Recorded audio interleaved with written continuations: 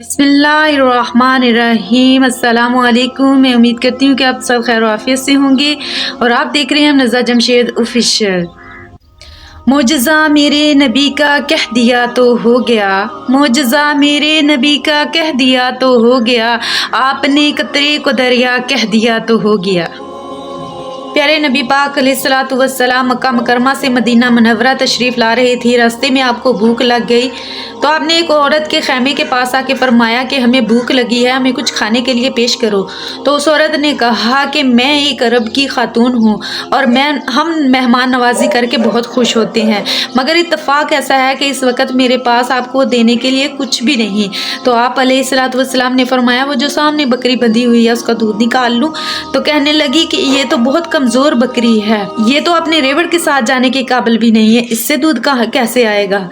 तो आपने फरमाया कि तुम इजाज़त दो तो मैं दूध निकाल लूँ। तो वो मुस्कुरा के कहने लगी मुझे क्या एतराज़ होगा। तो इतनी देर में हज़रत अबू बकर सदीक ने वो बकरी खोली और आपके करीब लेके आए हैं। आपने उसकी पुश्त पे अपना हाथ मुबारक फेरा है, उसने दूध।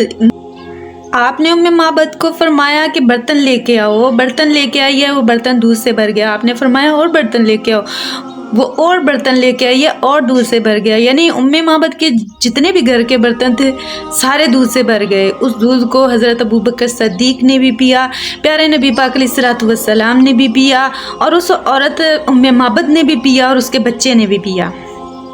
आप दुआ दे के वापस आ गए हैं। तो शाम को जब उसका शोहर बकरियों का रेवड़ लेकर वापस आया तो घर में नूर की बरसात देख के कहने लगा कि आज घर का माहौल कुछ बदला बदला सा लग रहा है। तो अम्मे माबद को खुशी में आपका नाम पूछना याद ही नहीं रहा। इतने प्यारे अंदाज में बयान किया कि हमारे उलमा आज उस मौजू पे मुकम्मल बयान करते हैं, मुकम्मल मिलाद करते हैं। अब हर वक्त उम्मे माबद के घर में प्यारे आका अलैहिस्सलातु वस्सलाम का ज़िक्र होता। उसका शोहर जब शाम को वापस आता तो कहता मुझे खाना बाद में देना, पहले मुझे मुबारक की बातें सुनाओ। बल्कि उनका बच्चा भी कहता कि अम्मा वो देखा था ना मुबारक ने कैसे बकरी का दूध निकाला था। हर वक्त आका अलैहिस्सलातु वस्सलाम का ज़िक्र उनके घर में होता था। ऐसा लग रहा था कि जैसे वो रोज़ आका अलैहिस्सलातु वस्सलाम की महफ़िल मिलाद मनाते हो। एक दिन उम्मे माबद सौदा लेने के लिए निकली तो उन्हें करीब से न मिला, थोड़ा आगे चली गई। इतनी आगे चली गई कि मदीना मुनव्वरा पहुंच गई। तो वहाँ बाज़ार में पहुंची तो उन्हें अबू बकर सद्दीक नज़र आए। तो उस बच्चे की नज़र पड़ी तो कहने लगा अम्मा वो देखो जो मुबारक के साथ थे वो सामने आ रहे हैं। तो उम्मे माबद दौड़ के उनके पास गई हैं तो कहने लगी कि मुबारक कहाँ है। तो हज़रत अबू बकर सद्दीक सोच में पड़ गए कि मुबारक कौन। तो कहने लगी कि वो जो जिन्होंने बकरी की पुश्त पे हाथ फेरा था। तो अबू बकर सदीक समझ गए कि हज़रत अबू बकर सदीक ने फरमाया कि आओ उनसे मिलाऊं। जब वहाँ पहुँचे तो सामने बच्चे ने देख के कहा अम्मा वो देखो मुबारक। कुछ टाइम वहाँ उम्मे माबद ने गुजारा और वापस घर आ गई।